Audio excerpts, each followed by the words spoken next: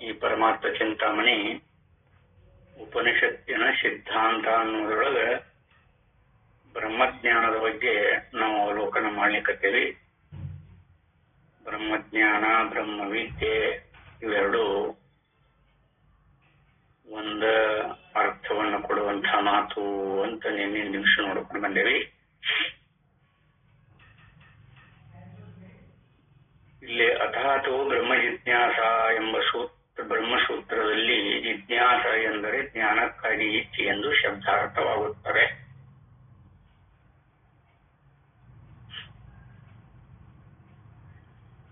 ಜ್ಞಾನಕ್ಕಾಗಿ ಇಚ್ಛೆ ಎಂದು ಶಬ್ದಾರ್ಥವಾಗುತ್ತದೆ.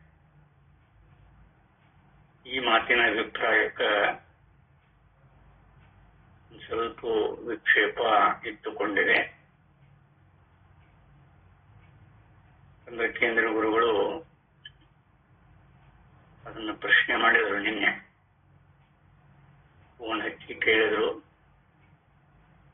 ಅದಕ್ಕೆ ಮತ್ತೆ ಹಾಗೆ ತಿಳ್ಕೊಂಡ್ರೆ ಅದು ಇದಾಗೋದಿಲ್ಲ, ಅದಕ್ಕೆ ಹೀಗೆ ತಿಳಿಬೇಕು ಅಂತ. ನಮಗೆಷ್ಟು ಅನುಭವದೊಳಗೆ ಸಿದ್ಧ ಆಗ್ಯದೋ ಅಷ್ಟನ್ನು ವ್ಯಕ್ತಪಡಿಸಿ ಅವ್ರಿಗೆ ಹೇಳಿ ಅದನ್ನ ಇವತ್ತಿಲ್ಲೇ ಇಚ್ಛಾ ಅಂದ್ರೆ ಏನದು ಅಂತ. ಜಿಜ್ಞಾಸ ಅಂದ್ರೆ ಜ್ಞಾನಕ್ಕಾಗಿ ಇಚ್ಛಾ, ವ್ಯತ್ಯಾಸ ಇಷ್ಟ.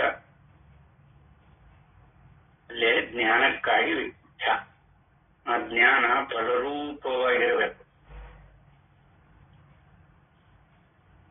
ಆ ಇಚ್ಛಾ ಹೇಗಿರ್ಬೇಕದು ಜ್ಞಾನಕ್ಕಾಗಿರಬೇಕು. ಅದು ಯಾವ ರೂಪದೊಳಗೆ ಕೊನೆಗಾಣಬೇಕು? ಫಲರೂಪವಾಗಿ ಆ ಜ್ಞಾನ ಕೊನೆಗಾಣಬೇಕು. ಇಲ್ಲಿ ಇಚ್ಛಾ ಮೊದಲು ಯಾರಲ್ಲಿ ಉತ್ಪತ್ತಿ ಆಕತಿ ಅಂತ ಅವ್ರದ್ದು ಶಂಕ.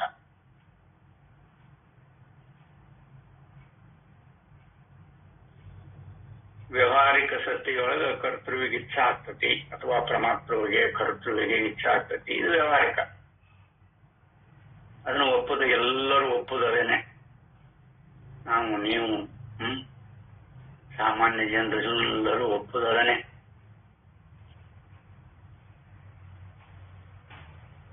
ಆ ಕರ್ತೃವಿನಲ್ಲಿ ಇಚ್ಛಾ ಬಂದಾಗ ಅದು ವಿಷಯಾದಿಗಳಲ್ಲಿ ಪರ್ಯವಸಾನ ಆಗುತ್ತೆ. ಇಂಥ ವಿಷಯ ನಮಗೆ ಪ್ರಾಪ್ತ ಆತು ಅಂದ್ರೆ ಅದರೊಳಗೆ ಅಲ್ಲಿ ಪರ್ಯವಸಾನ ಅಥವಾ ಕೊನೆಗೊಳ್ಳುತ್ತೆ. ಕರ್ತೃವಿನ ಇಚ್ಛಾ ಯಾಕ?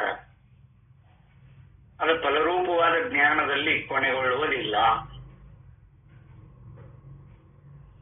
ಯಾವುದೇ ಕರ್ತೃ ಏನೇ ಇಚ್ಛಾ ಮಾಡಿದರೂ ಕೂಡ ಅದು ವಿಷಯದೊಳಗಾಗ್ತದೆ. ಕದ್ಯಾಕ ಫಲರೂಪವಾಗಿ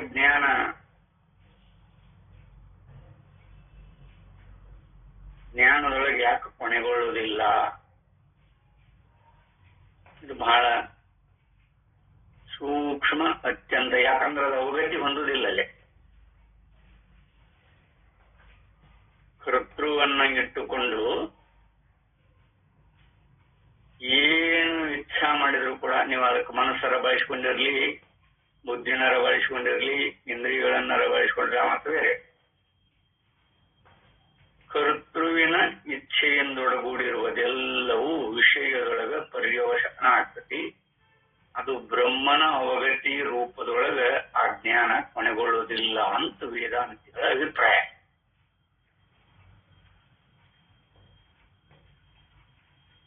ಯಾಕ ಇದ ಕರ್ತೃ ಹಾಗೆ ವಿಚಾರ ಮಾಡಬಹುದಾಗಿತ್ತಲ್ಲ? ಅದಕ್ಕೆ ಈ ಪರಮಾತ್ಮ ಅನ್ನೋದಾಗಲಿ, ಕರ್ತೃತ್ವ ಅನ್ನೋದಾಗಲಿ, ಅಂತಃಕರಣಾದಿಗಳನ್ನೋದಾಗಲಿ, ಇಂದ್ರಿಯಗಳನ್ನೋದಾಗಲಿ, ಇವೆಲ್ಲವೂ ಅಹಂ ಪ್ರತ್ಯಯ ಗೋಚರನಾಗಿರುವ ಆತ್ಮಸ್ವರೂಪ ಅಂತ ಹಿಂದೆ ಹೇಳ್ಕೊಂಡ್ಬಂದದ್ದು ನೆನಪಿರ್ಬೋದು.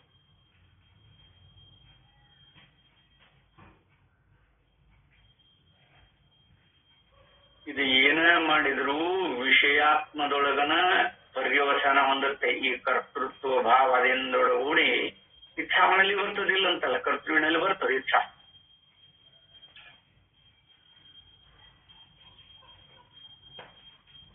ಕರ್ತೃವಿನಲ್ಲಿ ಬರ್ತದೆ, ಇಚ್ಛಾ ಬರ್ತದೆ, ಇಲ್ಲ ಅಂತಲ್ಲ. ಎಲ್ಲವೂ ಕರ್ತೃವಿನ ಅಧೀನನಾದ ಇಚ್ಛಾ. ಆದ್ರೆ ಈ ಕರ್ತೃ ಯಾರು ಅಂತ ನಾವು ನೋಡಿದಾಗ ಅಹಂ ಪ್ರತ್ಯಯಕ್ಕೆ ಗೋಚರನಾಗಿರುವ ಆತ್ಮವಸ್ತುಗಳು ಎಲ್ಲವೂ ಅಹಂ ಪ್ರತ್ಯಯಕ್ಕೆ ಗೋಚರನಾಗಿರುವ ಆತ್ಮ ಅಂತ ಕರ್ಕೊಂಡಾರ ನೋಡಿ. ಹಿಂದೆ ಕರ್ಕೊಂಡಾರ, ನೆನಪಿರ್ಬೋದು. ಕರ್ತೃವಿನಿಂದ ಏನ ಇಚ್ಛಾ ಮಾಡಿದ್ರು ಬ್ರಹ್ಮಜ್ಞಾನದ ಅವಗತಿಯನ್ನ ಅದು ಹೊಂದುವುದಿಲ್ಲ ಅಂತ ನಭಾವಿಗಳ ಅಭಿಪ್ರಾಯ. ಮತ್ತಿಲ್ಲಿ ಇಚ್ಛಾ ಯಾರು ಇದಂಗರ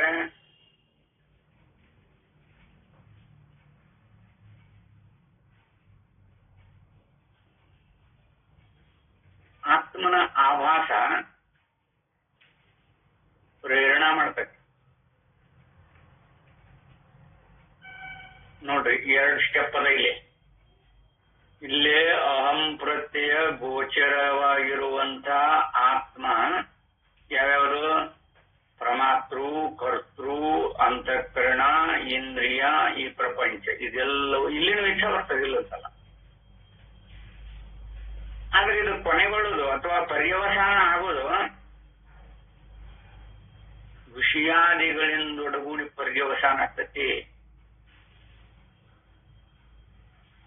ಇದು ವ್ಯವಹಾರ. ಅಹಂ ಪ್ರತ್ಯೇಕ ಗೋಚರ ಆಗಿರುವಂತಹ ವಿಷಯ ಇದು.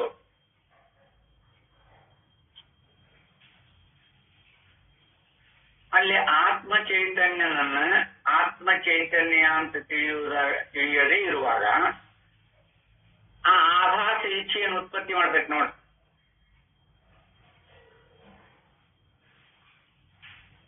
ಇದನ್ನ ಯಾರಾದರೂ ಕಂಡುಕೊಂಡಿದ್ರಿ ಅಂದ್ರ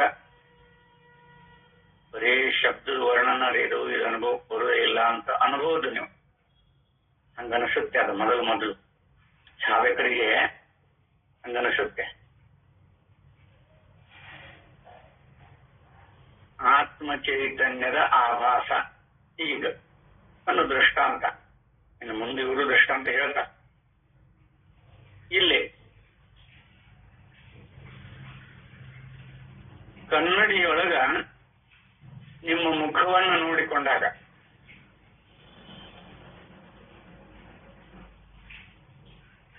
ಇದು ನಂದೇ ಅಂತ, ಅಥವಾ ಆ ಮುಖಕ್ಕೆ ಏನಾದ್ರೂ ಮಸಿಯೋ ಏನೋ ತಾಗಿತ್ತು ಅಂದ್ರ ಅಲ್ಲಿ ಅದು ಕ್ರಿಯೆಯನ್ನು ಉತ್ಪತ್ತಿ ಮಾಡ್ತತಿ. ಏನನ್ನ ಅನುಕರಣೆ ಮಾಡ್ಕೊಂಡಿರಲ್ಲೇ ಆಭಾಸವನ್ನು ಅನುಕರಣೆ ಮಾಡ್ಕೊಂಡಿರಿ.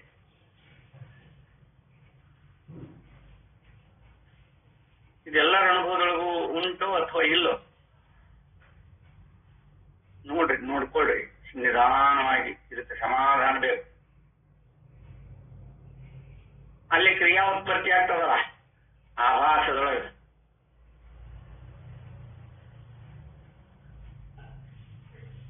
ಅವಾಗ ಇನ್ನು ಅಹಂ ಪ್ರತ್ಯಯ ಗೋಚರನಾಗಿರುವಂತಹ ಆತ್ಮವಸ್ತುಗಳು ಯಾವೂ ಸಿದ್ಧ ಆಗಿರೋದಿಲ್ಲ. ಆಭಾಸದೊಳಗ ಯಾರಿಗಾದ್ರೂ ಇಚ್ಛಾ ನೋಡ್ರಿ, ಆಭಾಸದೊಳಗೆ ಇಚ್ಛಾ ಬರ್ತದ.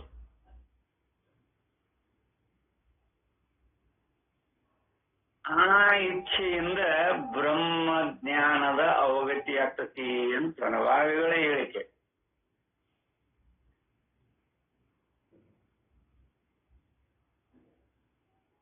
ಇಲ್ಲೇ ಬಿಂಬ ಪ್ರತಿಬಿಂಬವನ್ನು ನೋಡಿದ ತಕ್ಷಣನ ಅದಕ್ಕೆ ಮಸಿ ಹತ್ತಿರೋದಾಗಲಿ ಅಥವಾ ಏನಾದ್ರೂ ಮುಖಕ್ಕೆ ಏನಾದ್ರೂ ಕಲ್ಮಶ ಅಂಟಿತ್ತು ಅಂದ್ರ ಅದನ್ನ ನೀವು ಬಿಂಬದೊಳಗ ಸರಿ ಮಾಡ್ಕೋತೀರೋ ಅಥವಾ ಆ ಕನ್ನಡಿಯೊಳಗ ಕಾಣುವ ಪ್ರತಿಬಿಂಬಕ್ಕೆ ಸರಿ ಮಾಡ್ಕೋತೀರೋ? ಬಿಂಬದೊಳಗ ಸರಿ ಮಾಡ್ಬೇಕಲ್ಲ. ಅದಕ್ಕೆ ಇಲ್ಲಿ ಏನು ಇಚ್ಛಾ ಬರ್ತದ ಅದು ಬ್ರಹ್ಮ ಜ್ಞಾನದ ಅವಗತಿಯಲ್ಲಿ ಪರ್ಯವಸಾನ ಹೊಂದತ್ತೆ. ಬಿಂಬ ಪ್ರತಿಬಿಂಬದೊಳಗ ನಾವು ಅದನ್ನು ವರ್ಷಿ ಏನು ವರ್ಷಿದ್ರು ಕನ್ನಡಿ ವರ್ಷದ್ರಿ ಅಲ್ವಾ? ಆದ್ರೆ ಇಚ್ಛಾ ಉತ್ಪತ್ತಿ ಮಾಡೋದು ಅದೇ ಆಭಾಸನ. ಇಲ್ಲಿ ಆಭಾಸ ಎರಡು ರೂಪದೊಳಗೆ ಇದ್ಕೊಂಡದ. ಅಹಂ ಪ್ರತ್ಯಯ ಗೋಚರನಾಗಿ ಕರ್ತೃತ್ವ ಸಿದ್ಧ ಆದ ನಂತರ ಇಚ್ಛಾ ಏನು ಉತ್ಪತ್ತಿ ಆಗ್ತದ ಅದು ವಿಷಯಾದಿಗಳಲ್ಲಿ ಪರ್ಯವಸಾನ ಹೊಂದತ್ತೆ. ಅದೇ ಆಭಾಸದೊಳಗ ಅಲ್ಲಿನ ಇಚ್ಛಾ ಉತ್ಪತ್ತಿ ಆಗ್ತತಿ.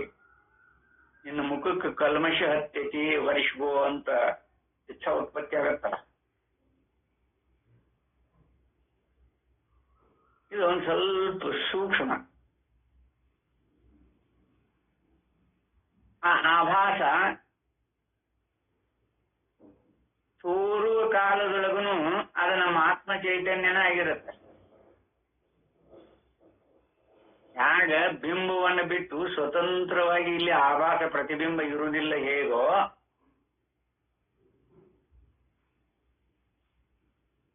ಆ ಆಭಾಸ ತೋರುವ ಕಾಲದೊಳಗನು ಕೂಡ ನಮ್ಮ ಚೈತನ್ಯ ಸ್ವರೂಪನಾಗಿ ಇದ್ದುಕೊಂಡಿರ್ತಾರೆ. ಇದು ಯಾರಿಗೆ ಗೊತ್ತಾಗ್ತದನೋ ಅವ್ರಿಗೆ ಬ್ರಹ್ಮಜ್ಞಾನದ ಅವಗತಿ ಅಂದ್ರೆ ಫಲರೂಪವಾಗಿರುವಂತ ಜ್ಞಾನ ಪ್ರಾಪ್ತ ಆಗ್ತದೆ. ಅಲ್ಲಿ ಯಾವ ವಿಷಯಾದಿಗಳು ಇರುವುದಿಲ್ಲ ನೋಡ್ರಿ. ಆ ಜ್ಞಾನ ಕೊನೆಗೊಳ್ತು ಅಂದ್ರೆ ಅಲ್ಲಿ ಯಾವ ವಿಷಯಾದಿಗಳಿಲ್ಲ, ಅಲ್ಲಿ ಮಂಗಲನ.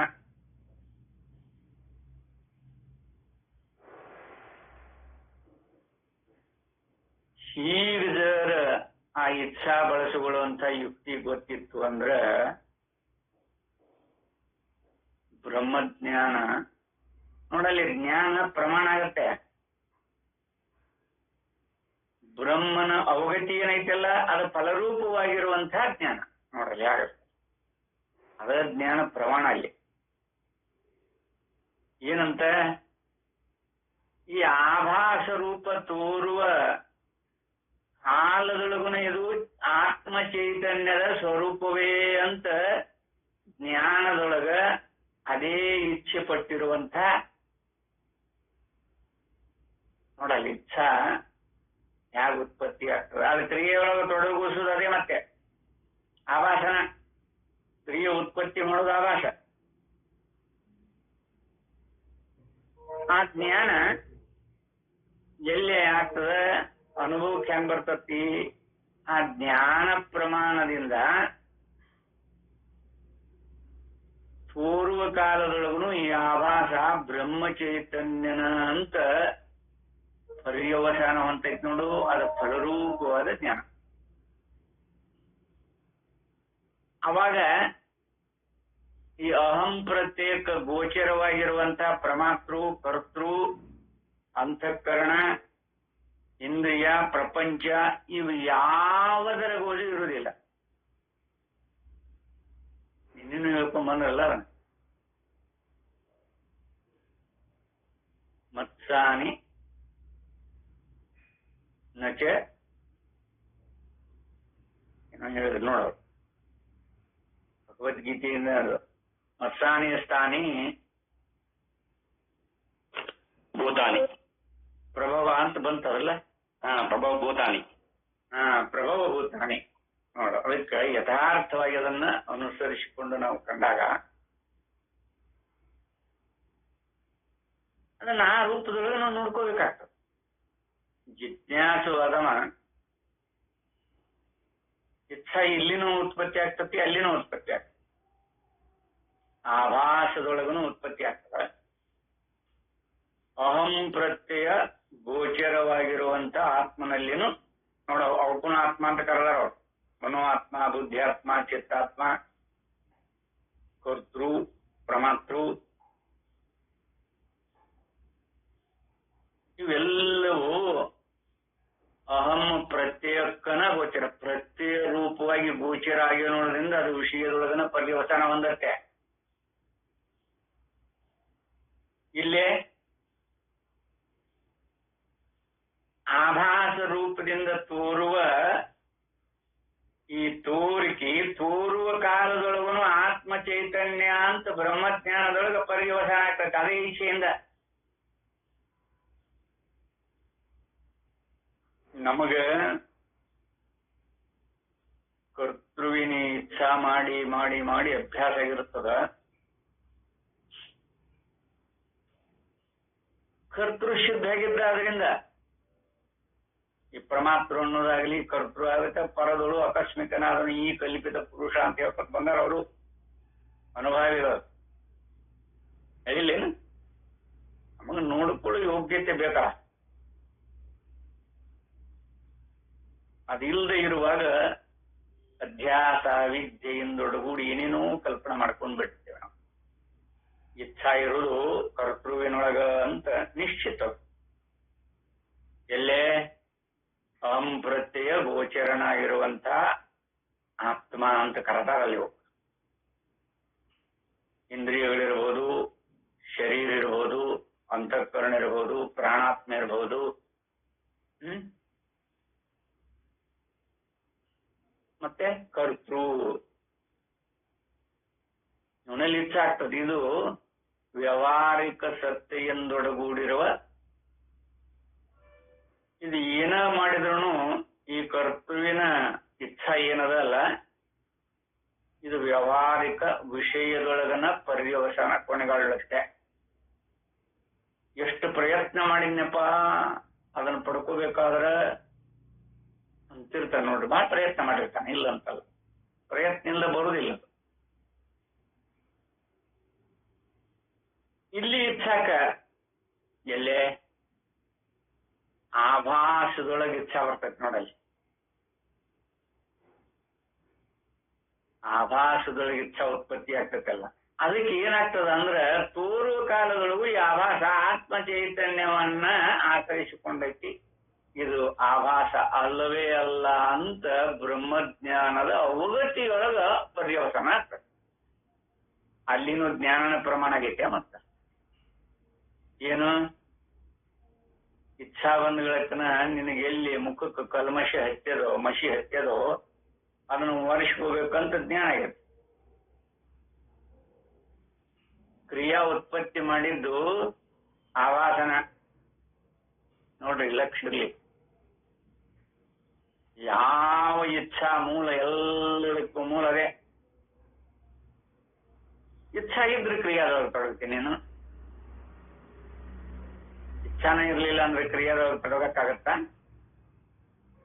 ಅದನ್ನ ನೋಡಿದ ತಕ್ಷಣ ಇಚ್ಛಾ ಬರ್ತದ, ನನ್ನ ಮುಖಕ್ಕೆ ಮಸಿ ಹತ್ತದ, ಅದನ್ನ ಒರೆಸ್ಕೋಬೇಕು. ಆ ಇಚ್ಛೆಯನ್ನ ಯಾರು ಬಳಸಿಕೊಂಡು ಈ ಆಭಾಸ ತೋರುವ ಕಾಲದೊಳಗನು ಆತ್ಮ ಚೈತನ್ಯ ಸ್ವರೂಪವೇ ಅಂತ ಅನುಭವ ಮಾಡ್ತಾನ, ಅವನು ಬ್ರಹ್ಮಜ್ಞಾನದ ಅವಗತಿಯೊಳಗನ ಪರ್ಯವಸಾನ ಹೊಂತಾನ ಅಂತ ಅಭಿಪ್ರಾಯ ಅನುಭಾವಿಗಳು ಇದ್ದುಕೊಂಡಿದೆ.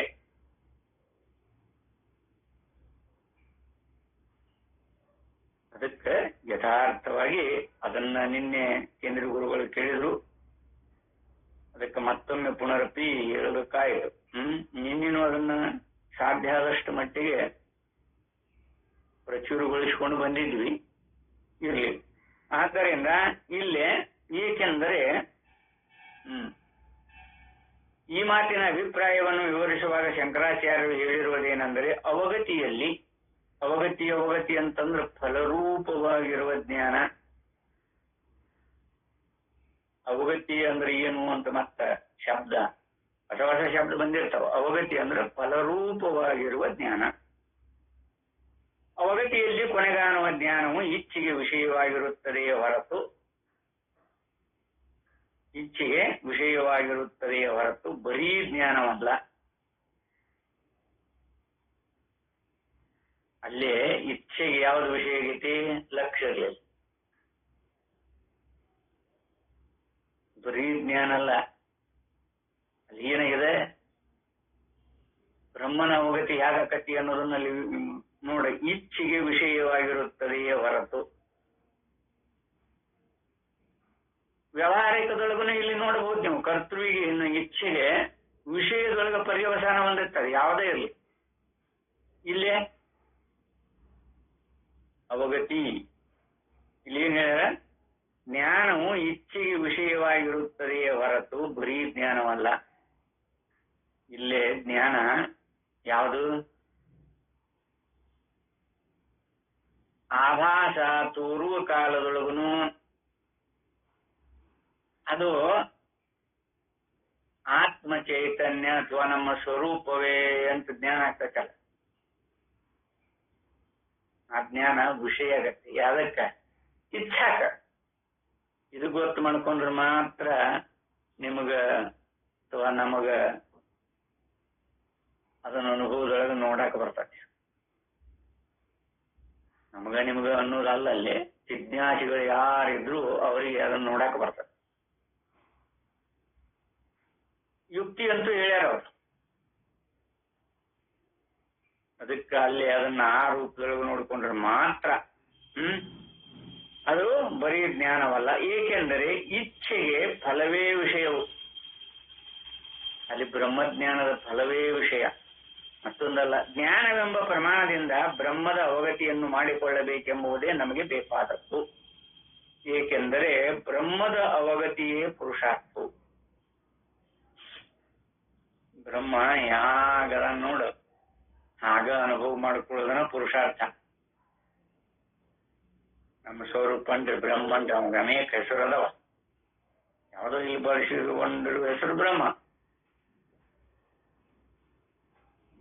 ಅದಕ್ಕೆ ಬ್ರಹ್ಮದ ಅವಗತಿಯನ್ನು ಮಾಡಿಕೊಳ್ಳಬೇಕೆಂಬುದೇ ನಮಗೆ ಬೇಕಾದದ್ದು.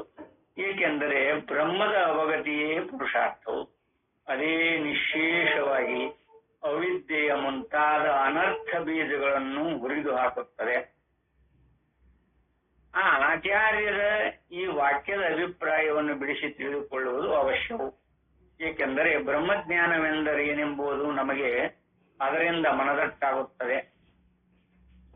ಜ್ಞಾನ ಎಂಬುದು ಪ್ರಮಾಣವು. ಜ್ಞಾನ ಯಾವ ಜ್ಞಾನ?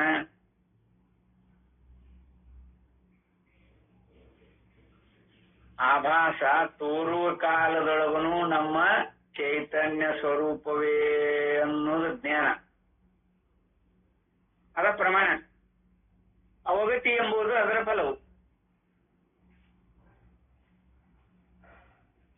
ಆಭಾಸ ತೋರುವ ಕಾಲದೊಳಗನು ಬ್ರಹ್ಮ ಚೈತನ್ಯನ ಅಂತ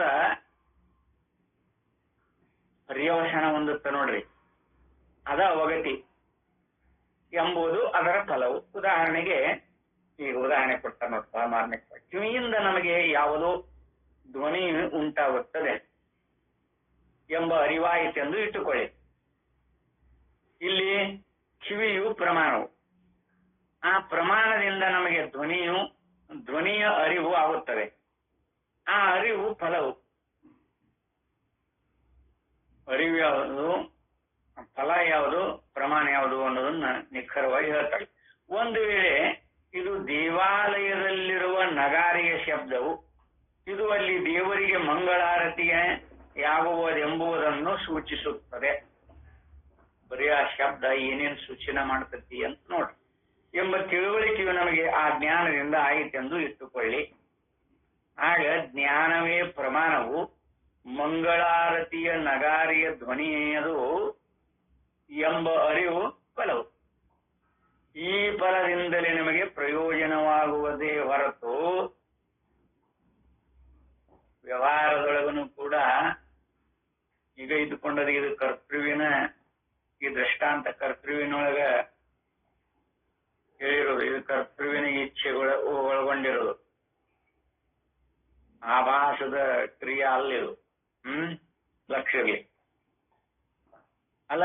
ಮತ್ತ ಆಭಾಸವನ್ನು ಬಿಟ್ಟು ಈ ಕರ್ತೃನೂ ಇಲ್ಲ, ಪರಮಾತ್ಮನೂ ಇಲ್ಲ, ಅಂತಃಕರಣಾದಿಗಳನ್ನೇ ಇಲ್ಲ. ಈ ಹಿಂಗೆ ಹೇಳಿದ್ರಲ್ಲ ಅಂತ ಮತ್ತೆ ಕನ್ಫ್ಯೂಸ್ ಮಾಡ್ಕೋಬೇಡ.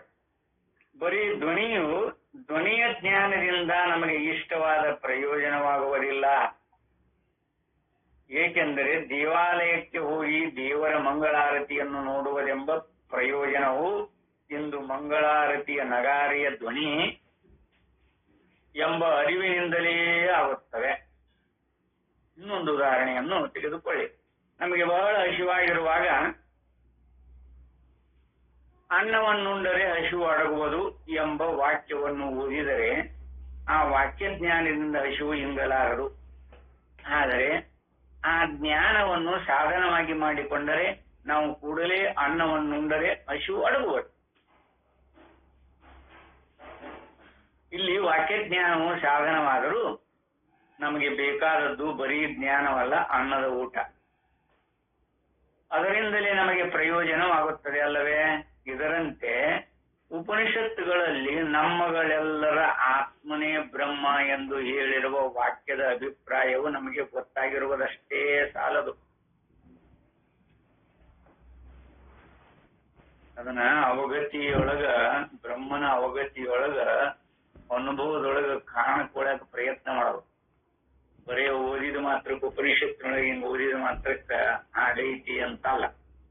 ಆ ಜ್ಞಾನದಿಂದ ನಮಗೆ ಇವೋ ಇದೇ ನಮ್ಮಗಳೆಲ್ಲರ ಆತ್ಮನು ಎಂದು ನೇರಾಗಿ ಅನುಭವವಾಗಿ ಬಿಡಬೇಕು. ಆಗಲೇ ನಮಗೆ ಅವಿದ್ಯೆಯಿಂದಾಗಿರುವ ಅನರ್ಥಗಳೆಲ್ಲವೂ ತೊಲಗಿ ನಮ್ಮ ಪರಮಾರ್ಥ ಸ್ವರೂಪದಲ್ಲಿ ನಿಲ್ಲುವೆಂಬ ಪರಮ ಪುರುಷಾರ್ಥವು ದೊರಕುವುದು. ಈ ನೇರಾದ ಅನುಭವವನ್ನೇ ಬ್ರಹ್ಮದ ಅವಗತಿ ಎಂದು ಶಂಕರಾಚಾರ್ಯವರು ಕರೆದಿರುವರು. ಈ ಸಾಕ್ಷಾತ್ಕಾರ ಜ್ಞಾನವನ್ನು ಬಯಸಿ ಅದಕ್ಕಾಗಿ ವಿಚಾರವನ್ನು ಮಾಡುವುದೇ ಬ್ರಹ್ಮ ಜಿಜ್ಞಾಸೆಯು. ಈ ಸಾಕ್ಷಾತ್ಕಾರ ಜ್ಞಾನವನ್ನು ಬಯಸಿ ಬ್ರಹ್ಮದ ಅವಗತಿ ಅಂದ್ರೆ ಏನು ಅಂತ ಗೊತ್ತಾಯ್ತಲ್ವ? ಅದನ್ನ ಹೇಗೆ ಮಾಡ್ಕೋಬೇಕು ಅನ್ನೋದು ಗೊತ್ತಾಗ್ತದೆ. ಈ ಬ್ರಹ್ಮಜ್ಞಾನವೆಂಬುದು ಅಂತಃಕರಣದ ಒಂದಾನೊಂದು ಸ್ಥಿತಿಯು ಬಂದಾಗ ಮಾತ್ರವೇ ದೊರಕುತ್ತದೆ. ಇದು ಬಹಳ ಮಹತ್ವ ನೋಡ್ರಿ. ಈಗ ನಮ್ಮ ಅಂತಃಕರಣದಲ್ಲಿರುವ ದೋಷಗಳಿಂದ ಮಸಿ ಹಚ್ಚಿರುವ ಮಬ್ಬು ಗನ್ನಡಿಯಿಂದ ನೋಡಿದ ವಸ್ತು ಇದ್ದಂತೆ ಕಾಣುವುದಕ್ಕೆ ಅಡ್ಡಿಯಾಗಿರುವಂತೆ, ಅಥವಾ ಉಬ್ಬುಗನ್ನಡಿಯಿಂದಾಗಲಿ ಗುಂಡಿಗನ್ನಡಿಯಿಂದಾಗಲಿ ನೋಡಿದಾಗ ವಸ್ತು ತಾನಿರುವುದಕ್ಕೆ ವಿಪರೀತವಾಗಿ ಕಾಣುವಂತೆ ಬ್ರಹ್ಮದ ವಿಷಯದಲ್ಲಿ ನಮಗೆ ಸರಿಯಾದ ತಿಳುವಳಿಕೆಯಾಗಿರುವುದಿಲ್ಲ. ಅದು ಹಾಗೆ ಇರುವುದೋ, ಹೀಗಿರುವುದೋ, ಹೇಗಿರುವುದೋ ಎಂಬ ಸಂಶಯವು ನಮ್ಮನ್ನು ತೂಗಾಡಿಸುತ್ತಿರುವುದು. ಅಷ್ಟೇ ಅಲ್ಲ, ಅದು ನಮ್ಮ ಆತ್ಮನೇ ಆದರೂ ಅದರಲ್ಲಿಲ್ಲದ ಸಂಸಾರ ಅನರ್ಥಗಳು ಅದಕ್ಕೆ ಗಂಟು ಬಿದ್ದಿರುವಂತೆ ತೋರುತ್ತಿರುತ್ತದೆ.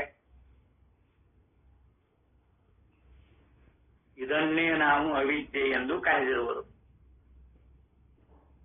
ಅವಿದ್ಯೆ ಅಂದ್ರೆ ಮತ್ತೇನು ಬೇರೆ ಎಲ್ಲಿಂದ ಹುಟ್ಕೊಂಡು ಬಂದಿಲ್ಲ. ಅದು ಇರುವುದನ್ನ ಇನ್ನೊಂದು ರೂಪದಲ್ಲಿ ತಿಳ್ಕೊಂಡದ್ದ ಅವಿದ್ಯೆ. ಇರುವ ಚೈತನ್ಯವನ್ನ ಆಭಾಸ ಅಂತ ತಿಳ್ಕೊಂಡದ್ದ ಅವಿದ್ಯೆ. ಬೇರೆ ಎಲ್ಲೆಲ್ಲಿನೂ ಏನೂ ಇಲ್ಲ ಎಂದು ಕರೆದಿರುವುದು. ಒಂದೇ ಪಾತ್ರೆಯು ಒಂದು ಕಾಲದಲ್ಲಿ ಕಿಲುಬು ಹಿಡಿದಿದ್ದರೆ ಮತ್ತೊಂದು ಕಾಲದಲ್ಲಿ ತೊಳೆದಾಗ ತಳಗುಟ್ಟುವಂತೆ, ಅಥವಾ ಪುಟಚಿಟ್ಟ ಚಿನ್ನವು ಕಲ್ಮಶವನ್ನು ತೊಳೆದು ಚೊಕ್ಕ ಬಂಗಾರವಾಗುವಂತೆ, ಅಥವಾ ಹಗಲು ಸೂರ್ಯನ ಬೆಳಕಿಗೆ ಮಂಕಾಗಿದ್ದ ನಕ್ಷತ್ರಗಳು ರಾತ್ರಿಯಾಗುತ್ತಲೂ ಅಡ್ಡಿ ಯಾವುದೂ ಇಲ್ಲದೆ ಹೊಳೆಯುವಂತೆ ಇದೇ ಅಂತಃಕರಣವು ಅವಿದ್ಯೆಯ ಸ್ಥಿತಿಯಿಂದ ವಿದ್ಯೆಯ ಸ್ಥಿತಿಗೆ ಬರುತ್ತದೆ. ಈ ದೃಷ್ಟಾಂತಗಳಲ್ಲಿ ಹೇಳಿರುವ ವಸ್ತುಗಳೆಲ್ಲವೂ ಸ್ಥೂಲವಾಗಿದ್ದು ಸಾವಯವಾಗಿರುವುದರಿಂದ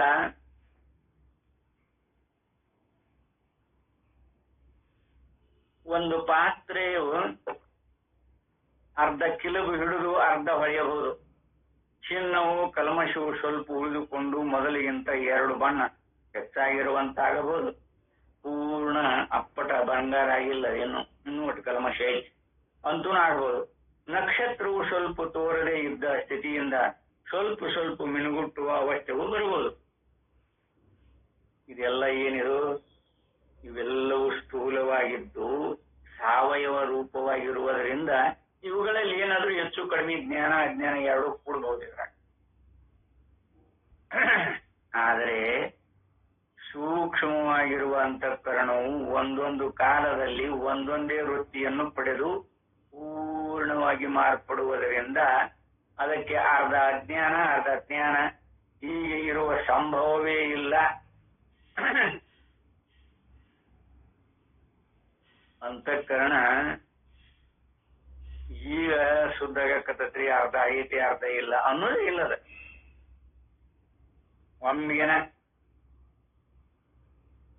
ಯಾಕದ ನೋಡ, ಈ ಪಾತ್ರೆಗಳು ಸಾವಯವ ರೂಪದೊಳಗೆ ಇರೋಣದ್ರಿಂದ ಅರ್ಧ ಹಂಗ ಕ್ಲೀನ್ ಆಗಿ ತೊಳೆದಿಲ್ಲ, ಇನ್ನೂ ಹಂಗ ಅದ ನೋಡೋದು, ಅರ್ಧ ಮರ್ಧ ತೊಳೆದಾನ, ಅದಕ್ಕಿಲ್ಲ ಹೋಗಿಲ್ಲ, ಇನ್ನೂ ಹುಣಸೆಹಣ್ಣು ಹಚ್ಚಿ ತಿಕ್ಕು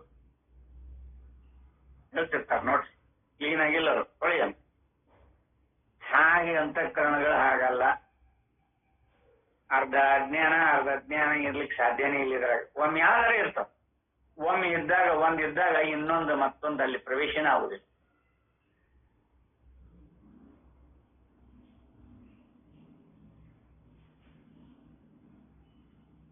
ನಮ್ಮ ಅಜ್ಞಾನ ಇದ್ದಾಗ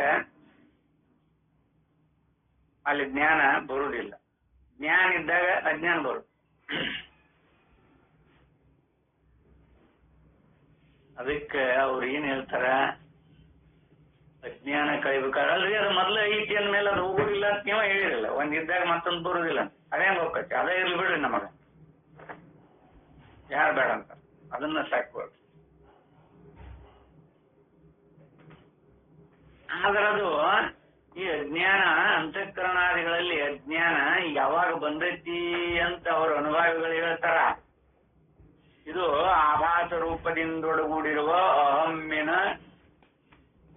ಪ್ರತ್ಯಯ ಗಮ್ಯ, ಅಹಂ ಪ್ರತ್ಯಯ ಗಮ್ಯವಾಗಿರುವಂತಹ ವಿಷಯ. ಇದು ಲಕ್ಷ ಕೊಟ್ಟು ನೋಡು, ಅದು ಇರ್ಲೇ ಇಲ್ಲ, ಇಲ್ಲದನ್ನ ಐತಿ ಅಂತ ನೀ ತಿಳ್ಕೊಂಡಿ. ಅಹಂ ಪ್ರತ್ಯಯ ಗಮ್ಯ, ಅಹಂ ಪ್ರತ್ಯಯ ಗಮ್ಯದು.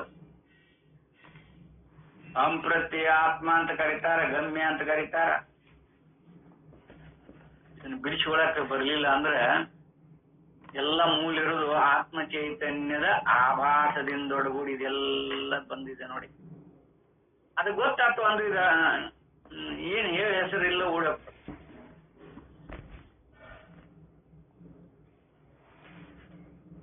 ಯಾರಿಗೇನು ಅಜ್ಞಾನ ಅನ್ನೋದು ಎಲ್ಲಿ ಸುಳುವ ಬರೋದಿಲ್ಲ.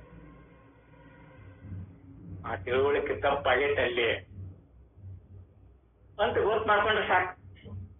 ಅದಕ್ಕೆ ಅದು ಅರ್ಧ ಅಜ್ಞಾನ ಅರ್ಧ ಜ್ಞಾನ ಹೀಗೆ ಇರುವ ಸಂಭವವೇ ಇಲ್ಲ. ಬ್ರಹ್ಮವಿದ್ಯೆಯು ಬಂದ ಕೂಡಲೇ ಅವಿದ್ಯೆಯು ಒಂದಿಷ್ಟು ಉಳಿಯದಂತೆ ಹೇಳ ಹೆಸರಿಲ್ಲವಾಗಿ ಬಿಡುತ್ತದೆ. ಇನ್ನ ಬ್ರಹ್ಮವೆಂಬುದು ನಮ್ಮಗಳ ಆತ್ಮನೇ ಆದರೆ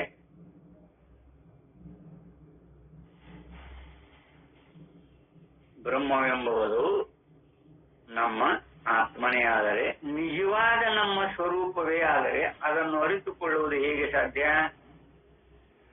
ಇದು ದೊಡ್ಡ ಪ್ರಶ್ನೆನ. ಅರಿತುಕೊಳ್ಳುವವನು ಯಾವನೇ ಆಗಿರಲಿ, ಆತನಿಗಿಂತ ಬೇರೆಯಾದ ವಸ್ತುವನ್ನು ತನ್ನ ಅರಿವಿಗೆ ವಿಷಯವಾಗಿರಿಸಿಕೊಳ್ಳಬಹುದೇ ಹೊರತು ತನ್ನನ್ನು ತಾನು ಅರಿಯುವುದೆಂದರೇನು? ಒಂದು ನಾಯಿ ತನ್ನ ಮೋಟು ಬಾಲವನ್ನು ತಾನೇ ಕಚ್ಚಬೇಕೆಂದು ಗರಗರನೇ ಎಷ್ಟು ಸಲ ಸುತ್ತಿದರೂ ತಾನೇ ಆ ಬಾಲವು ಅದಕ್ಕೆ ಸಿಕ್ಕೀತೆ? ಈಗಂತ ಕೆಲವರು ಶಂಕೆ ಮಾಡ್ತಾರೆ. ಹೀಗೆಂದು ಕೆಲವರಿಗೆ ಶಂಕೆ ಉಂಟಾಗಬಹುದು. ಇದಕ್ಕೆ ಪರಿಹಾರವೇನೆಂದರೆ, ಇಲ್ಲ, ನಮ್ಮನ್ನು ನಾವೇ ಅರಿಯುವುದೆಂಬುದು ಸಾಧ್ಯವಿಲ್ಲ. ಆದರೆ ತನ್ನನ್ನು ತಾನು ಅರಿಯಬೇಕಾದ ಅವಶ್ಯಕತೆಯೂ ಇಲ್ಲ. ನೋಡ್ರಿ, ನಮ್ಮನ್ನ ನಾವೇ ಅರಿಯುವುದೆಂಬುದು ಸಾಧ್ಯವಿಲ್ಲ, ಆದರೆ ತನ್ನನ್ನು ತಾನು ಅರಿಯಬೇಕಾದ ಅವಶ್ಯಕತೆಯೂ ಇಲ್ಲ. ಏಕೆಂದರೆ ತಾನು ಮೊದಲು ಸಿದ್ಧವಾಗಿದ್ದರಲ್ಲವೇ ಅರಿಯತಕ್ಕ ವಸ್ತುಗಳನ್ನು ಅರಿಯುವುದಕ್ಕೆ ಹೊರಡುವುದು. ಎಲ್ಲಿ ಬಂತು ನೋಡ್ರಿ, ಒಂದ್ ಸ್ವಲ್ಪ ಲಕ್ಷ ಕೊಡ್ರಿ. ತಾನು ಮೊದಲು ಸಿದ್ಧ ಆಗಿದ್ರ ಈ ಪ್ರಪಂಚವನ್ನ ಅರಿಲಿಕ್ಕೆ ಅವಾಗ ಬರ್ತದ.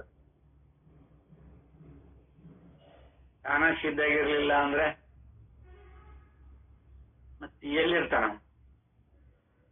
ಬ್ರಹ್ಮಸ್ತಂಭ, ಬ್ರಹ್ಮ ಸ್ವರೂಪದೊಳಗ ಉಳ್ಕೊಳ್ತಾನ. ಈ ಪ್ರಮಾತೃ ಅಥವಾ ಈ ಕರ್ತೃಶುದ್ಧ ಆಗ್ಲಿಲ್ಲ ಅಂದ್ರೆ ಆಭಾಸ ರೂಪದ ಅದಕ್ಕನ ಅಹಂ ಪ್ರತ್ಯಯ ಗಮ್ಯವಾಗಿರುವಂತ ಆತ್ಮರುಗಳು ಅಂತ ಕರೀತಾರೆ ನೋಡಿ. ಇವು ಶುದ್ಧ ಆಗ್ಲಿಲ್ಲ ಅಂದ್ರೆ ಪ್ರಪಂಚ ಎಲ್ಲಿದರಿ? ನಾನಾ ಸಿದ್ಧ ಆಗ್ಲಿಲ್ಲ ಅಂದ್ರೆ ಅವ ಏನಾಗಿರ್ತೀರಿ? ನೀವು ನೀವಾಗಿರ್ತೀರಲ್ಲ. ಅದಕ್ಕೆ ನಿಮ್ಮನ್ನು ನೀವು ತಿಳ್ಕೊಳ್ಳೋದು ಒಂದು ಸಾಧ್ಯನೇ ಇಲ್ಲ ಅಂತ ಅವ ಶಂಕ ಮಾಡ್ಯಾನ. ಇದು ಗೊತ್ತಾತಂದ್ರೆ ನಾನು ಮೊದಲ ಸಿದ್ಧವಾಗಿರುವುದಲ್ಲವೇ ಅರಿಯತಕ್ಕ ವಸ್ತುಗಳನ್ನು ಅರಿಯುವುದಕ್ಕೆ ಹೊರಡುವುದು. ಮತ್ತೆ ಯಾವ ಅನಾತ್ಮ ವಸ್ತುವನ್ನಾದರೂ ಅರಿಯದೇ ಇರಬಹುದು, ಅರಿಯುವುದಕ್ಕೆ ಹೊರಡಬಹುದು. ಅದರ ವಿಷಯದಲ್ಲಿ ಅದು ಇದೆಯೋ ಇಲ್ಲವೋ ಎಂದು ಸಂಶಯ ಪಡಬಹುದು, ಅಥವಾ ಚೆನ್ನಾಗಿ ವಿಚಾರ ಮಾಡಿ ಅದು ಇದೆಯೆಂದಾಗಲಿ ಇಲ್ಲವೆಂದಾಗಲಿ ನಿಶ್ಚಯಿಸಲೂಬಹುದು. ಆದರೆ ನಮ್ಮಗಳ ಸ್ವರೂಪವೇ ಆಗಿರುವ ಬ್ರಹ್ಮದ ವಿಷಯದಲ್ಲಿ ಹಾಗಲ್ಲ.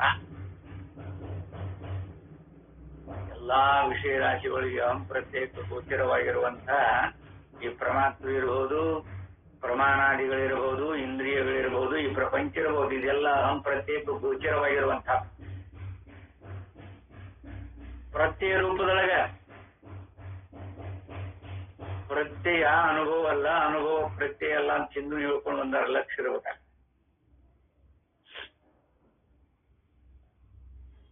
ಅದಕ್ಕಿದು ನಮ್ಮಗಳ ಸ್ವರೂಪವೇ ಆಗಿರುವ ಬ್ರಹ್ಮದ ವಿಷಯದಲ್ಲಿ ಹಾಗಲ್ಲ. ಅದು ತಾನೇ ತನ್ನಿಂದಲೇ ಮತ್ತೊಂದು ಸಾಧನವನ್ನು ಬಯಸದೇ ಸಿದ್ಧವಾಗಿರುತ್ತದೆ. ಈಗ ನಮ್ಮ ಕರ್ತೃ ಸಿದ್ಧ ಆಗ್ಬೇಕಾದ್ರೆ ಅಥವಾ ಪರಮಾತ್ಮ ಸಿದ್ಧ ಆಗ್ಬೇಕಾದ್ರೆ ಯಾವ್ದಾದ್ರೂ ಬಯಕೆ ಇರ್ಬೇಕಲ್ಲ. ಅದಕ್ಕೆ ನನಗೆ ತಾನೇ ಸಿದ್ಧ ಆಗೋದಿಲ್ಲ. ಅದು ಅಹಮ್ಮು ಅನ್ನೋದು ಇರ್ಲಿಲ್ಲ ಅಂದ್ರೆ ಈ ಕರ್ತೃತ್ವ ಭೋಕ್ತೃತ್ವ ಸಿದ್ಧ ಆಗೋದಿಲ್ಲ. ಅಹಂ ಇಲ್ದನೆ, ಅಹಂ ಅಂದ್ರೆ ಏನದು? ಚೈತನ್ಯದ ಆಭಾಸ.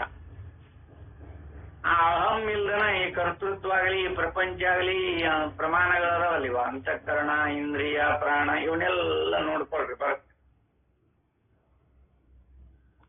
ಯಾರ್ಯಾರು ಅನುಭವ ಕೊಡ್ತವೆ ನೀವು? ವೇದಾಂತ ಈ ರೂಪದೊಳಗೆ ಇರ್ತದ ನೋಡ್ರಿ.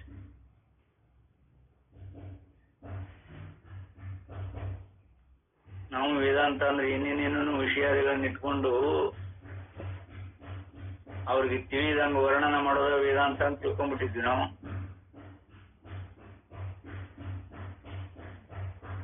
ಬಲು ಮರ್ಯಾದ ಪರ್ಯವಸಾನ ಕೊನೆಗೊಳ್ಳುವುದೇ ಇಲ್ಲ. ರಾಮಾಯಣದೊಳಗ ಹನುಮಂತನ ಬಾಲಕರಿಗೆ ಬಟ್ಟಿ ಸುತ್ತಿ ಕಟ್ಟಿದ್ರಲ್ಲ, ಆ ಲೆಕ್ಕಲ್ಲ. ಹಾಗೂ ವೇದಾಂತ ಹೇಳ್ತತಿ ಒಟ್ಟ ಅಂತ ಅರ್ಥಂಗಿಲ್ಲ. ಅದಕ್ಕೆ ಅದನ್ನ ಜೋಡೋನು, ಅದನ್ನ ಕದಕ್ಕೆ ಜೋಡಿಸೋದು, ಅದಕ್ಕೆ ಅದಕ್ಕೆ ಜೋಡಿಸೋದು, ಕೊನೆನೇ ಇಲ್ಲ. ಅದಕ್ಕೆ ಕೊನೆಗೆ ನಿರ್ಣಯ ಆಯ್ತು, ನಿರ್ಣಯ ಇಲ್ಲ. ಈಗ ಹೇಳುದು ವೇದಾಂತದ ಕಲೆ ಐತಿ ಇಲ್ಲಂತಲ್ಲ, ಅಂತ ಹೇಳ್ತಾರೆ. ಅನೇಕ ಕಡೆ ಕೇಳಿವಿ ನಾವು. ಸುಮ್ಮನೆ ನಕ್ಕ ಬಂದ್ಬಿಡುದು. ವೇದಾಂತ ಅಂದ್ರೆ ಹೇಗಿರ್ತತಿ, ಏನು ಅದ್ರ ಬಗ್ಗೆ ಪರಿಕಲ್ಪನೆ ಇಲ್ಲದ ಪ್ರವೇಶ ಆಗ್ತೇವೆ ನಾವು. ಸಾಲಗು ಬಳ್ಳಿ ಉರುಡರನ್ನ ಬೆನ್ನ ಹತ್ತಿ ಒಳಕ್ ಬಿದ್ದಂಗ.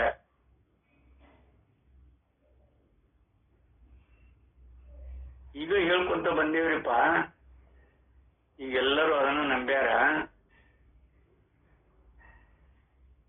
ಈಗ ಹಿಂಗ್ ಹೇಳಾಕತ್ತೀವಿ ಅಂದ್ರ ಇಲ್ಲಿ ಮಠ ಏನ್ ಮಾಡಿದ್ರಿ ಅಂತ ಶ್ರೋತ್ರಿಗಳು, ಶ್ರವಣಾರ್ಥಿಗಳು ಕೇಳ್ತಾರ. ಏನ್ ಮಾಡಬೇಕು, ಅದಕ್ಕೆ ಹಿಂಗ ಇರ್ಲಿ ಬಿಡ್ರಿ ಅಂತ. ನಮ್ದು ತಪ್ಪು ಅಂತ ಗೊತ್ತಾಗ್ಯದ, ಇಲ್ಲ ಅಂತಲ್ಲ. ಅವರು ತೀರೋದ್ರು ಬಿಡು, ಹಂಗ ಹೇಳಿದವರು ಕೇಳ್ಕೊಂಡವ್ರು, ಹಾಂಗ್ ಕೇಳ್ಕೊಂಡವ್ರು ತೀರೋದ್ರು. ನೀವ್ ಹೇಳುದೆಲ್ಲ ನಿಜನೇ. ಈಗ ನಾವು 80 ವರ್ಷ ಗಟ್ಲೆ ಹೇಳ್ಕೊತ ಬಂದ್ಬಿಟ್ಟಿವಿ. ಈಗ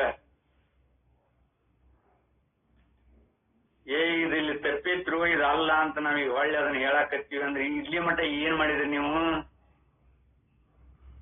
ಮುಮುಕ್ಷುಗಳನ್ನ ಹಾಗೆ ತೆಪ್ಪಿಸ್ಬಿಟ್ಟಿರಲ್ಲ ಅಂತ ಪ್ರಶ್ನೆ ಬರ್ತತಿ, ಇದು ಧಾಕ್ಯ ಬರ್ತತಿ. ಅದಕ್ಕ ನೀವು ನಮ್ಮ ಆಶ್ರಮದೊಳಗ ಅಥವಾ ನಮ್ಮ ಮಠದೊಳಗ ಶಾಸ್ತ್ರನ ಹೇಳ್ಬೇಡ್ರಿ. ಶಾಸ್ತ್ರಜ್ಞನ ಕೊಡ್ಲಿಲ್ಲ, ಬೇಕಾದಾಗ ಬರ್ರಿ, ನೀವು ನಿಮ್ಗೆ ರೂಮಿನ ವ್ಯವಸ್ಥೆ ಮಾಡ್ತೀವಿ, ತಿಂಗಳಿರ್ರಿ, 2 ತಿಂಗಳಿರ್ರಿ, ನಿಮ್ಗೆ ತೃಪ್ತಿ ಆಗುವ ತನಕನೂ ಇರ್ರಿ, ನಾವು ಬೇಡ ಅನ್ನೋದಿಲ್ಲ. ಆದ್ರ ಶಾಸ್ತ್ರದ ಹಾಲಿಗೆ ಮಾತ್ರ ಬರಬೇಡ. ಹಾಗಾದ್ರೆ ನೋಡ್ರಿ, ತಪ್ಪನ್ನ ಮುಚ್ಕೋಬೇಕಾದ್ರೆ ಆದ್ರೆ ಅದು ಆತ್ಮವಂಚನೆ ಮಾಡಿದಂಗಲ್ವಾ, ಮುಮುಕ್ಷುಗಳನ್ನ ತಪ್ಪ ಹಾದಿಗೆ ಹಚ್ಚಿದಂಗ ಅಲ್ವಾ. ಹಿಂಗ ನಡೆದದ ಘಟನೆ. ನಮ್ಮ ಪೂಳಿ ಹೇಳಿದ್ರು, ನಾನು ಇದ್ದೆ ಬಿಡ್ರಿ, ಮೀಟಿಂಗ್ ನಡೆದಾಗ ನಾನು ಇದ್ದೆ. ಏನ್ ತೀರ್ಮಾನ ತಪ್ಪಣಿಗೆ ಅವ್ರಿಗೆ ಉಪನ್ಯಾಸ ಕೊಡುವಂಗಿಲ್ಲ.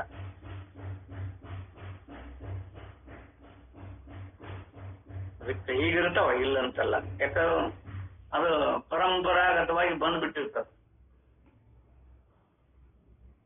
ಅದಕ್ಕ ಇಲ್ಲಿ ನೋಡ್ರಿ ಅನುಭವದಾಗ ಅದು ತಾನೇ ತನ್ನಿಂದಲೇ ಮತ್ತೊಂದು ಸಾಧನವನ್ನು ಬಯಸದೆ ಸಿದ್ಧವಾಗಿರುತ್ತದೆ.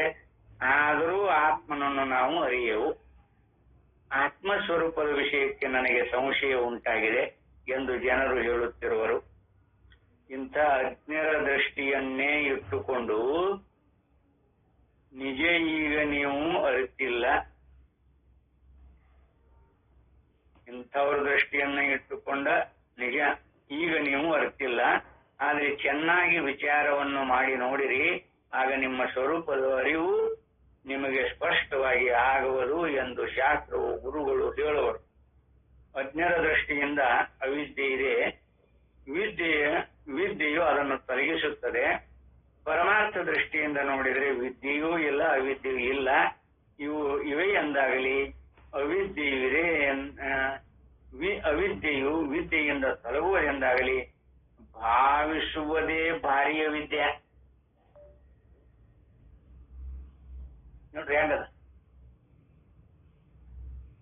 ಇನ್ನೊಮ್ಮೆ ಓದ್ತೀನಿ ಪ್ಯಾರಾನ ನೋಡ್ರಿ. ಅದು ಆದರೆ ನಮ್ಮ ಸ್ವರೂಪಗಳ ಸ್ವರೂಪವೇ ಆಗಿರುವ ಬ್ರಹ್ಮದ ವಿಷಯದಲ್ಲಿ ಹಾಗಲ್ಲ. ಅದು ತಾನೇ ತನ್ನಿಂದಲೇ ಮತ್ತೊಂದು ಸಾಧನವನ್ನು ಬಯಸದೆಯೇ ಸಿದ್ಧವಾಗಿರುತ್ತದೆ. ಆದರೂ ಆತ್ಮನನ್ನು ನಾವು ಅರಿಯೆವು. ಆತ್ಮಸ್ವರೂಪದ ವಿಷಯಕ್ಕೆ ನನಗೆ ಸಂಶಯ ಉಂಟಾಗಿದೆ ಎಂದು ಜನರು ಹೇಳುತ್ತಿರುವರು. ಪ್ರಸಿದ್ಧವಾಗಿದ್ರೂ ಕೂಡ ಅದನ್ನ ಹೀಗೆ ಹೇಳ್ತಾರ. ಇಂಥ ಅಜ್ಞರ ದೃಷ್ಟಿಯನ್ನೇ ಇಟ್ಟುಕೊಂಡು ನಿಜ ಈಗ ನೀವು ಅರಿತಿಲ್ಲ. ನೋಡು, ನಿಜನ ನೀವು ಇನ್ನೂ ಅರಿತಿಲ್ಲ. ಆದ್ರೆ ಚೆನ್ನಾಗಿ ವಿಚಾರವನ್ನು ಮಾಡಿ ನೋಡ್ರಿ, ಆಗ ನಿಮ್ಮ ಸ್ವರೂಪದ ಅರಿವು ನಿಮಗೆ ಸ್ಪಷ್ಟವಾಗಿ ಆಗುವುದು ಹೇಳ್ಕೊತ ಬಂದಾರ ಎಂದು ಶಾಸ್ತ್ರವು ಗುರುಗಳು ಹೇಳುವರು. ಅಜ್ಞರ ದೃಷ್ಟಿಯಿಂದ ಅವಿದ್ಯೆ ಇದೆ, ಅಜ್ಞರ ದೃಷ್ಟಿಯಿಂದ ಅವಿದ್ಯೆ ಇದೆ, ವಿದ್ಯೆಯು ಅದನ್ನು ತೊಲಗಿಸುತ್ತದೆ ಅಂತ ಹೇಳ್ತಾರೆ. ಆದ್ರೆ ಪರಮಾರ್ಥ ದೃಷ್ಟಿಯಿಂದ ನೋಡಿದರೆ ವಿದ್ಯೆಯೂ ಇಲ್ಲ, ಅವಿದ್ಯೆಯೂ ಇಲ್ಲ. ನೋಡಿ ಹೇಗೆ ಹೇಳ್ತಾರೆ, ಇವೆ ಎಂದಾಗಲಿ ಅವಿದ್ಯೆಯು ವಿದ್ಯೆಯಿಂದ ತೊಲಗುವುದೆಂದಾಗಲಿ ಭಾವಿಸುವುದೇ ಭಾರಿಯ ವಿದ್ಯೆ. ವಿದ್ಯೆಯಿಂದ ಅವಿದ್ಯೆ ಹೋಗತಿ ಅಂತ ಕಲ್ಪನಾ ಮಾಡ್ಕೊಂಡಿರಲ್ಲ. ಅಂದ್ರೆ ಅವಿದ್ಯೆ ಇದ್ರು ಆಗಿರ್ತವೆ, ಅವಿದ್ಯೆ ಇದ್ರು ಅಲ್ಲಿ. ಏನದು ಅವಿದ್ಯೆ ಅಂದ್ರೆ ಆತ್ಮ ಚೈತನ್ಯವನ್ನ ಆತ್ಮ ಚೈತನ್ಯ ಅಂತ ತಿಳಿಯದೇನೆ ತಪ್ಪು ತಿಳ್ಕೊಂಡದ್ದು ಅವಿದ್ಯೆ. ಇಲ್ಲಿ ಯಥಾರ್ಥ ಆತ್ಮ ಸ್ವರೂಪ ತಿಳ್ಕೊಂಡ್ರೆ ವಿದ್ಯೆ ಎಲ್ಲಿರ್ತದೆ ವಸ್ತುನ ಹೋಗತ್ತ.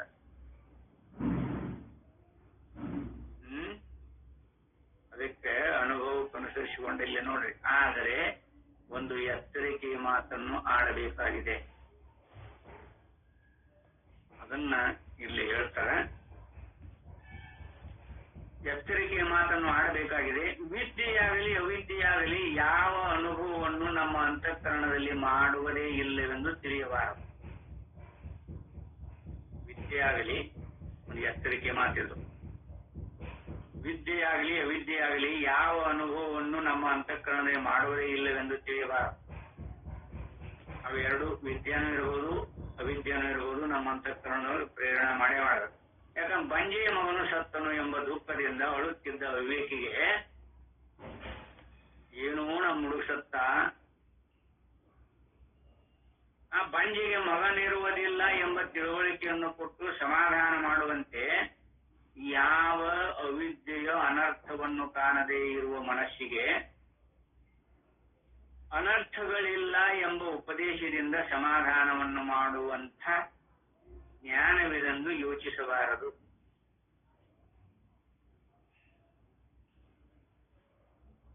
ನೋಡ್ರಿ, ಇದು ನೆಗೆಟಿವ್ ರೂಪದೊಳಗ ಅರ್ಥದ. ಜನರು ಹಗ್ಗವನ್ನು ಹಾವೆಂದು ತಿಳಿದು ನಡುಗುತ್ತಿರುವಾಗ ಅಥವಾ ಕನಸಿನಲ್ಲಿ ಸಾಹುಕಾರನಾದೆನೆಂದು ಹಿಗ್ಗುತ್ತಿರುವಾಗ ಅವರಿಗೆ ಆಯಾ ಅನುಭವಗಳು ನಿಜವಾಗಿ ಮನಸ್ಸಿಗೆ ಬಿಗಿದುಕೊಂಡೇ ಇರುತ್ತವೆ. ಆದರೂ ಅವು ಭ್ರಾಂತಿಗಳೇ ಹೊರತು ಪರಮಾರ್ಥವಲ್ಲ. ಹಗ್ಗದ ನಿಜವನ್ನು ಕಂಡುಕೊಂಡ ಕೂಡಲೇ ಅಥವಾ ಎಚ್ಚೆತ್ತ ಕೂಡಲೇ ನಿಜವಾದ ತಿಳುವಳಿಕೆಯು ಬಂದು ಹಿಂದಿನ ತಿಳುವಳಿಕೆಗೆ ಜೋಳುತನವು ತಿಳಿಯುವುದಲ್ಲದೆ ಆಗ ತಮಗೆ ಆಗಿದ್ದ ಅಂಜಿಕೆ, ಹಿಗ್ಗು ಇವುಗಳು ನಿರಾಧಾರವಾದವುಗಳೆಂದು ಸ್ಫುಟವಾಗಿ ಬರುತ್ತದೆ. ಕನಸಿನ ಅನುಭವಗಳಂತೂ ವಿಷಯಗಳಂತೆಯೇ ಬಾಧಿತವಾಗಿ ಅವುಗಳು ಕನಸಿನ ಕಾಲಕ್ಕೆ ನಿಜವಾಗಿದ್ದರೂ ಒಟ್ಟು ಕನಸೇತು ಹುಸಿ ತೋರಿಕೆ ಎಂಬ ಅರಿವು ಆಗಿಬಿಡುತ್ತದೆ. ಇದರಂತೆಯೇ ಬ್ರಹ್ಮವಿದ್ಯೆಯಿಂದ ಅವಿದ್ಯೆಯ ಅನರ್ಥವು ಬಾಧಿತವಾಗುತ್ತದೆ. ಬಾಧಿತವಾಗುವವರೆಗೆ ಅವಿದ್ಯೆಯು ನಮ್ಮ ವ್ಯವಹಾರದಲ್ಲೆಲ್ಲ ತನ್ನ ಸಾಮರ್ಥ್ಯವನ್ನು ನಮಗೆ ಸಾಕ್ಷಾತ್ತಾಗಿ ತೋರಿಸಿಕೊಳ್ಳುತ್ತಲೇ ಇರುತ್ತದೆ. ಅವಿದ್ಯೆಯು ನಮ್ಮ ವ್ಯವಹಾರದಲ್ಲೆಲ್ಲ ತನ್ನ ಸಾಮರ್ಥ್ಯವನ್ನು ನಮಗೆ ಸಾಕ್ಷಾತ್ತಾಗಿ ತೋರಿಸಿಕೊಳ್ಳುತ್ತಲೇ ಇರುತ್ತದೆ. ಆದ್ದರಿಂದ ವ್ಯವಹಾರ ದೃಷ್ಟಿಯಿಂದ ನೋಡಿದರೆ ಅವಿದ್ಯೆಯು ಹುಸಿ ತಿಳುವಳಿಕೆಯಾದರೂ ಅದು ನಮ್ಮನ್ನು ನಿಜವಾಗಿ ಗೋಳು ಹುಟ್ಟಿಸುತ್ತಿದೆ. ಬ್ರಹ್ಮವಿದ್ಯೆ ಎಂಬುದು ಹುಸಿಯಾದರೂ ಅದು ಸಂಸಾರದ ಅನರ್ಥಗಳನ್ನು ನಿಜವಾಗಿಯೂ ಹೋಗಲಾಡಿಸುತ್ತದೆ. ಆಧ್ಯಾತ್ಮ ಗೀತಾವಳಿಯಲ್ಲಿರುವ ಈ ಹಾಡನ್ನು ಓದುಗರು ಈ ದೃಷ್ಟಿಯಿಂದ ಪೂರಾ ಓದುವುದು ಇಲ್ಲಿ ಸಹಾಯಕವಾಯಿತು. ಆಧ್ಯಾತ್ಮ ಗೀತಾವಳಿಗಳು ಇಲ್ಲೊಂದು ಪದ ಬರೆದಾರ, ಬಹಳ ಮಾರ್ಮಿಕವಾಗಿರುವಂತಹ ಪದ. ಇಲ್ಲದ ಅವಿದ್ಯೆ ಇದು ಜಗದೊಳಗೆಲ್ಲರ ಬಾಧಿಪದು. ಇಲ್ಲದ ವಿದ್ಯೆ ಇದು ಜಗದೊಳಗೆಲ್ಲರ ಬಾಧಿಪದು. ಇಲ್ಲದ ಅವಿದ್ಯೆಯು ಉಳ್ಳದ ಮಾಡುತ್ತ ಬೆಲ್ಲದ ಕಹಿಯೊಂದಲ್ಲದೆ ಹೊರಗುವ ಅರಿಲ್ಲದ ಅವಿದ್ಯೆ ಇದು. ಅದಕ್ಕೆ ಬಹಳ ಇನ್ನು ಇದು 6-9 ಶ್ಲೋಕಗಳು ಆಧ್ಯಾತ್ಮ ಗೀತಾವಳಿಯೊಳಗ ಬರ್ತದೆ, ಇಲ್ಲಂತಲ್ಲ. ಅಲ್ಲಿ ನೋಡ್ಕೋಬಹುದು ಯಾರಾದ್ರೂ. ಅದಕ್ಕಂತೂ ಇಲ್ಲೇ ನಮ್ಮ ಅಂತಃಕರಣಗಳು ಹ್ಯಾಗ ಸಿದ್ಧಕ್ಕವ, ಅವುಗಳೊಳಗ ವಿದ್ಯೆ ಉತ್ಪತ್ತಿ ಹೆಂಗಕತಿ, ಇದೆಲ್ಲ ಒಟ್ಟು ಸಾರದ. ಇದನ್ನ ನಾಳೆ ನಿಮಿಷ ಮತ್ತೆ ವಿಚಾರ ಮಾಡೋಣ ಅಂತ ಹೇಳಿ ಈ 4 ವಾಕ್ಪುಷ್ಪಾದಿಗಳನ್ನು ಸದ್ಗುರು ಚರಣ ತರ್ಪಿಸಿ ಇವತ್ತಿನ ಈ ಉಪನ್ಯಾಸಕ್ಕೆ ವಿದಾಯ ಹೇಳುತ್ತೇನೆ. ಹರಿ ಓಂ ತತ್ಸತ್.